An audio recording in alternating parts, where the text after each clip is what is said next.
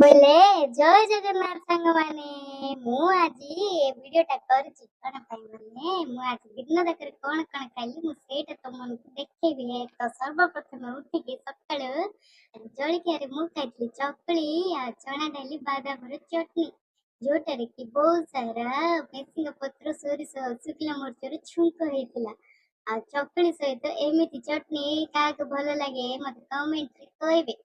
आज एमिति जळखिया खाइछि मजा आसीगला।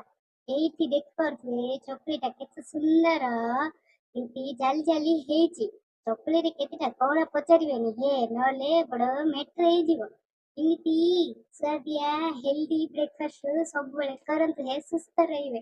तापरे मु एइठी खाइथिली टिके सपुरी रे पड़थिला मरच गुंड तापरे चाट मसला और लुण हे तापरे आज मु मध्याह्न भोजन रे खाइथिली धड़ा भात पनीर तरकारी डाली आ कलरा आलू भजा आ खाली आलू भजा है मते आज ए भोजन खाइकी बहुत भल लागिला। मु आज बेसी आनंद अनुभव करूची।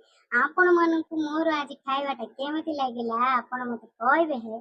तापर संध्या बेलकु मु टिके मैगी खाइथिली हे। मैगी खाइबा परे आज मोर माँ घर बनौथिले इडली तो इडली को एमती रात्रु बिरीटा को बाटी के रखिले एमती फुल्लिबो काहे फुल्लिला परे आकु इडली छांचरे टिके टिके पतला करके पकेबे हे पकेकी आकु गटे 10-15 मिनिट छाड़ी देबे हे सिजिया पे।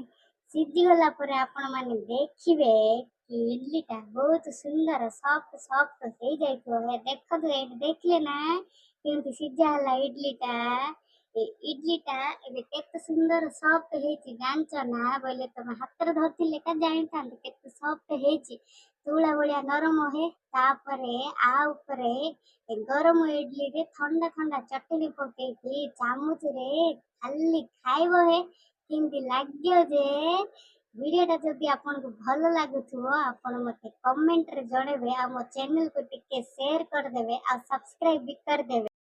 बोले तमे माने खाली देखुचो सिना लाइक करूनो कि सब्सक्राइब करूनो एटा भल नाही काहे टिके सब्सक्राइब करो। देखो मु केते सुंदर इडली चटनी खाइली मजा आसी गला। पुणी देखाबो हे नुआ वीडियो रे।